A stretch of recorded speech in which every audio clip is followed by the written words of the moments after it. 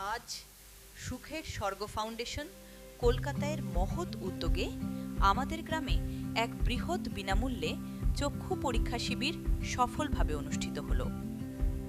অভিজ্ঞ চক্ষু বিশেষজ্ঞদের উপস্থিতিতে গ্রামের 1000-এরও বেশি মানুষের চোখ পরীক্ষা করা হয়। যাদের প্রয়োজন ছিল তাদের বিনামূল্যে চশমা প্রদান করা হয়েছে এবং যাদের চোখের অপারেশনের প্রয়োজন রয়েছে তাদের জন্য যথাযথ অপারেশনের ব্যবস্থা করা হয়েছে। এমন একটি মানবিক উদ্যোগ শুধু চিকিৎসা পরিষেবা নয়, অসংখ্য মানুষের জীবনে নতুন করে আলোর।